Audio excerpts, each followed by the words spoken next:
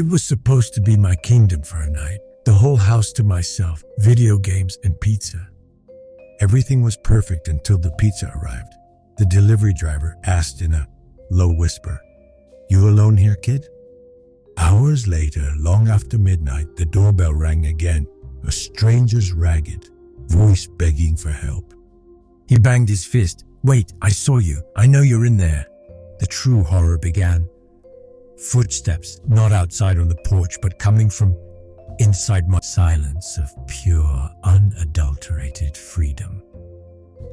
I celebrated with a running slide across the polished, hardwood floor of the living room, a move that would have earned me a stern lecture any other night.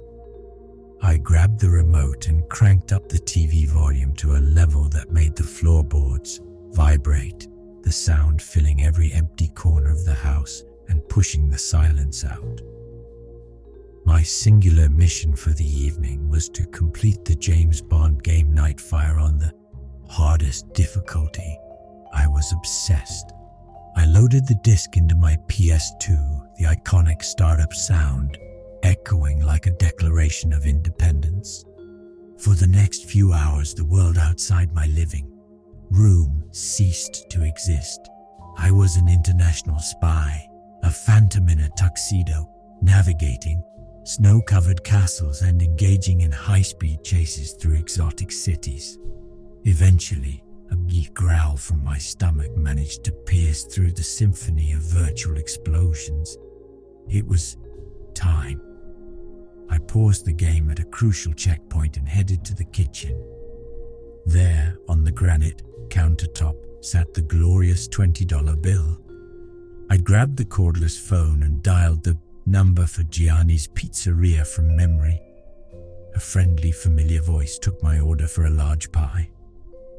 "Should be there in about 30, maybe 40 minutes, he said cheerfully. With time to kill, I swapped the disc for another game.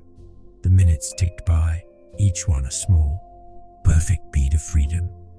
Outside, the sky had grown dark and heavy, the last vestiges of twilight bleeding away into a deep starless black.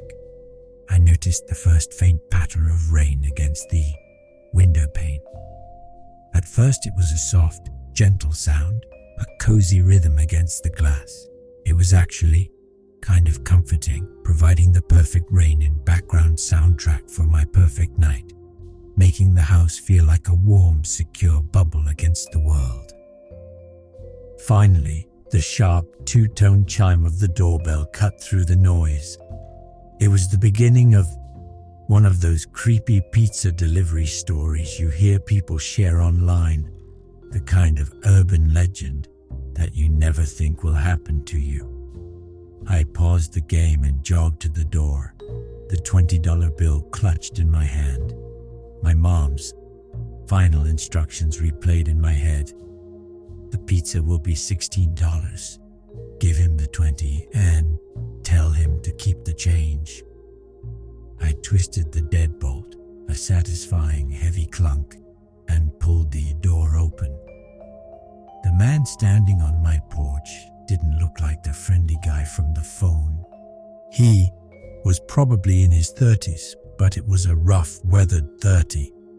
He had a long, tangled beard that looked unkempt, and his dark, greasy hair was tucked haphazardly under a stained black trucker's hat. He wore thick, smudged glasses that magnified his eyes, giving them a strange, fishbowl quality that made it hard to read his expression. The porch light flickered above him, casting strange, dancing shadows across his face that made his features seem to shift and writhe. "Large pie," he grunted, his voice a low, gravelly rumble. He held out the warm, fragrant box. "Yeah, thanks," I said, trying to sound casual as I handed him the 20. "Keep the change." He took the money, but as he handed me the pizza, a moment stretched. He didn't immediately turn to leave as delivery drivers usually do. His magnified eyes flickered from my face over my shoulder. into the dimly lit hallway behind me. The only light source was the flickering glow of the paused video game on the television in the living room. From the open door, the empty driveway was in plain view, a black rain-slicked void where my parents' car should have been. He held my gaze for a beat too long. A strange, unreadable stillness came over him. Then he asked, his voice dropping to a conspiratorial whisper, "You alone here, kid?" The playful music cuts out abruptly. A low, subtle, unnerving drone begins to fade in almost imperceptibly. The question landed like stone in the placid pool of my perfect night. It wasn't a friendly, offhand remark. It was pointed. It felt invasive, heavy with an unspoken meaning I couldn't decipher but could feel in my gut. This was the start of a true scary encounter with a stranger. My parents' warnings about strangers, lectures I had always dismissed as overprotective, suddenly felt chillingly relevant. My mind raced, frantically sifting through potential responses. If I said yes, I would be confirming my vulnerability. If I said no, he would know I was lying. The empty driveway was a billboard broadcasting my solitude. "My parents are on their way home," I blurted out. The lie was clumsy, transparent, and I knew it the second the words left my mouth. The man's lips curled into something that wasn't a smile. It was a slow, knowing smirk that didn't reach his eyes. His magnified eyes remained cold and flat. "All right," he said, drawing the word out, savoring it. His eyes did one last slow scan of the house behind me before he finally turned. "Have a good night." He ambled back to his beat-up rusty sedan. I watched until he was inside, then quickly shut the front door, my hand instinctively going to the deadbolt and twisting it until it clicked firmly into place. I stood there for a second, my heart thumping a nervous rhythm against my ribs. The warmth of the pizza box was a bizarre contrast to the cold dread that was slowly seeping into my stomach. I tried to reason with myself. Maybe he's just a weird guy. Maybe he was just making conversation. You're overthinking it. But the image of his smirk was burned into my mind. I took the pizza to the kitchen and ate 3 slices, standing right there at the counter. But the delicious, familiar taste was now tainted with a subtle undercurrent of anxiety. Every creak of the old house, sounds I'd heard a million times before, now made me jump. The rain was coming, down harder now, a steady, insistent drumming on the roof. I found myself listening intently to the rain sounds, trying to distinguish them from other imagined noises. This was starting to feel less like a fun night of freedom and more like the beginning of one of those late-night horror stories. I tried to lose myself in my game again, to let the digital world drown out the real one. But the unsettling encounter had poisoned the well of my solitude. The adrenaline of virtual missions couldn't compete with the real potent fear that now lingered in the air. The digital world was no longer a refuge. Every shadow in the game seemed to hold a threat. I kept glancing towards the dark windows, half expecting to see a face peering in from the rainy blackness. The feeling of being watched was immense and suffocating. I was truly alone at night, and for the first time in my life, that fact was a source of pure horror. It was probably just after 11 p.m. when the doorbell rang again. This time, the sound wasn't an invitation to dinner. It was a piercing alarm that sent a jolt of pure adrenaline straight to my heart, so violent it felt like an electric shock. My blood ran cold. It was too late for casual visitors. My first hopeful thought was that my parents were home early and had forgotten their keys.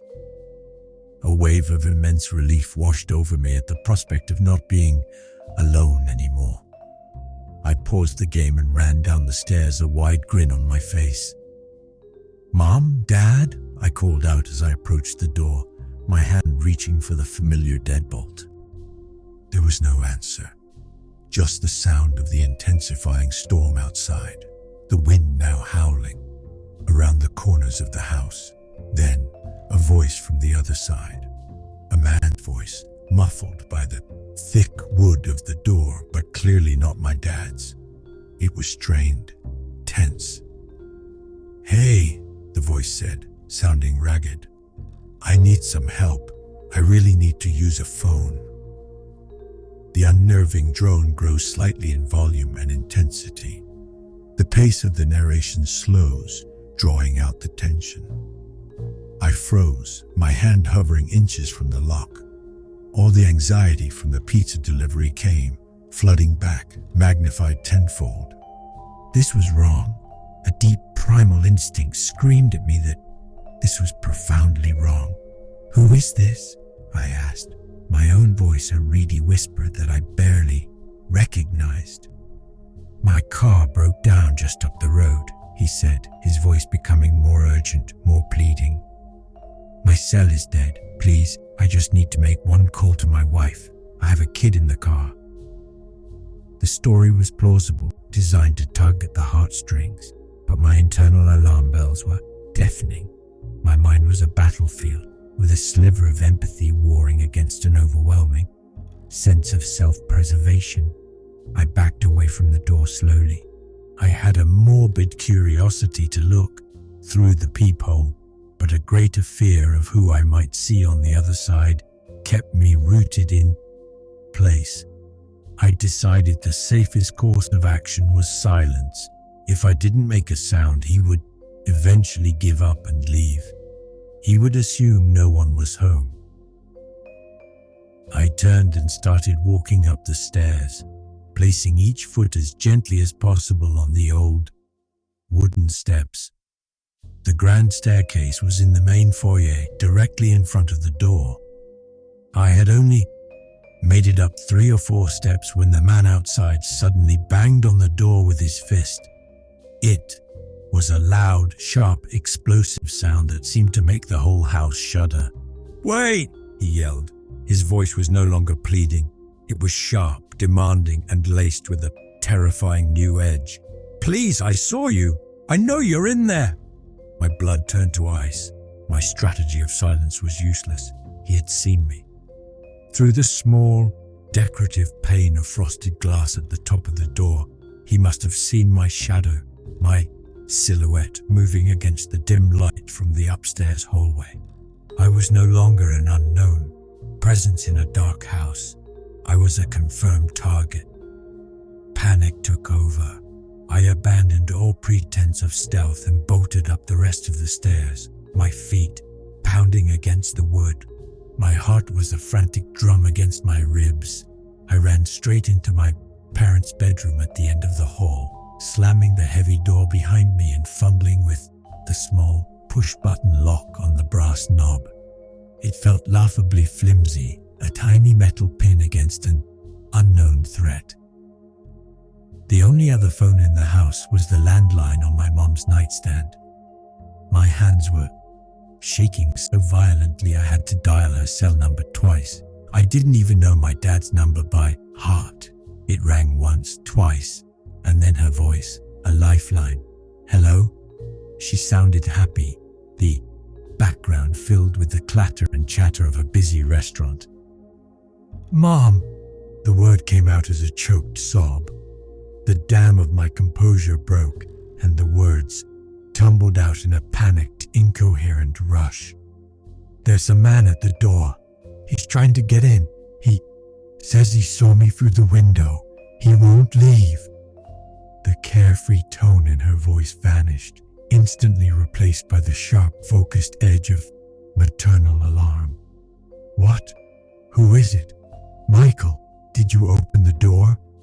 No, I cried, tears now streaming down my face. "He said he needed help. but he banged on the door. He saw me. Okay, honey, stay calm, she said, though I could hear the rising panic in her own voice. I heard her muffled voice speaking urgently to my dad. Her tone shifted dramatically, becoming louder, clearer, stripped of all pleasantries. Listen to me. Is the bedroom door locked? Yes, I whimpered, my eyes fixed on the flimsy knob. Okay, good. Now think. Did anyone, for any reason, know you were there by yourself tonight? She asked, her voice tight with a terrifying new understanding. And then, the two events of the night, previously separate points of fear, slammed together in my mind, forming a horrifying picture. The pizza guy, his probing question, his weird, lingering, knowing smirk. The pizza guy, I told her, my voice cracking. When he dropped off the pizza, he asked me if I was alone. As if on cue, the doorbell rang again downstairs. Two sharp, impatient chimes. A short pause. Then two more. This was a true nightmare. A real-life example of the scary night horror stories I used to think were just fiction.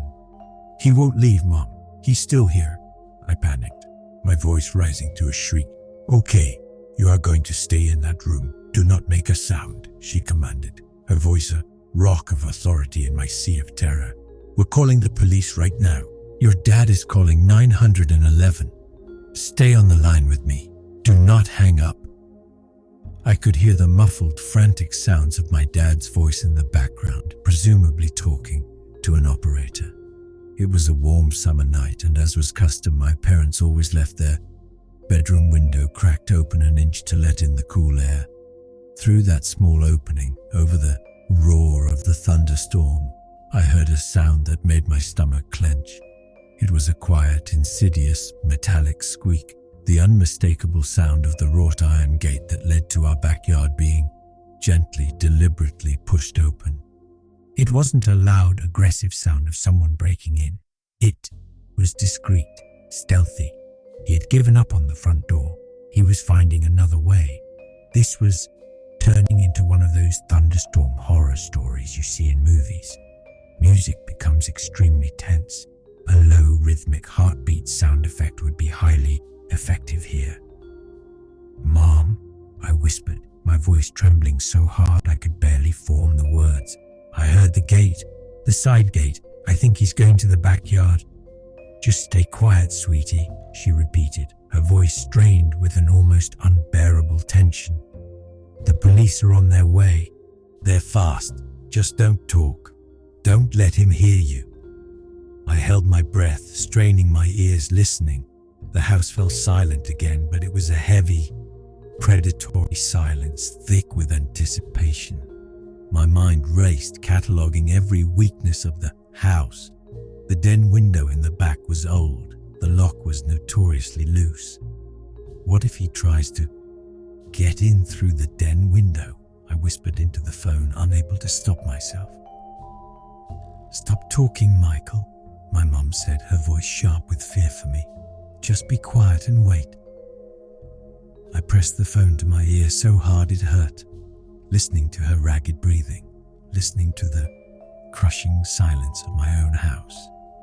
And then I heard it, a soft thud from downstairs near the back of the house. It was the sound of a window being slid open. It was followed by the unmistakable sound of footsteps. Not on the porch, not in the yard. They were inside the house. A choked sob escaped my throat. He's in the house, I whispered, the horrifying reality of the word stealing the air from my lungs. Mom, he's inside. I heard her scream something away from the phone, a raw, primal sound of terror, likely to my dad to relay to the police. The man is inside the house. He's inside. Hurry up. Hide, my mom told me, her voice cracking with the strain. Michael, hide under the bed. Right now. I scrambled off the mattress and slid underneath the bed, pulling the dusty bed skirt down to conceal myself. I curled into the tightest ball possible, surrounded by darkness, dust bunnies, and forgotten socks. The tiny push-button lock on the bedroom door was the only physical barrier, separating me from the person who was now methodically moving through my home. It felt as thin and useless as a sheet of paper. I heard the footsteps moving around downstairs, a deliberate creak from the kitchen floorboards, a soft shuffle in the living room, as if he were examining things. Then the slow, heavy, deliberate tread on the stairs, one step at a time, coming up, getting closer.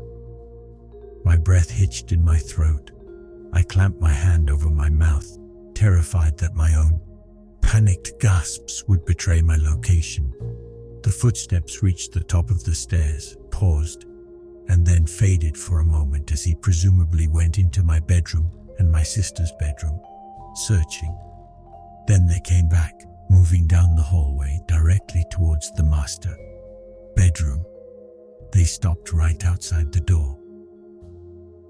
The silence that followed was the most terrifying moment of my life. Then I saw the brass doorknob begin to turn. Slowly, silently. It stopped when it met the resistance of the lock. He tried again, jiggling it more forcefully, as if the sheer pressure of his will could make it open. It held firm.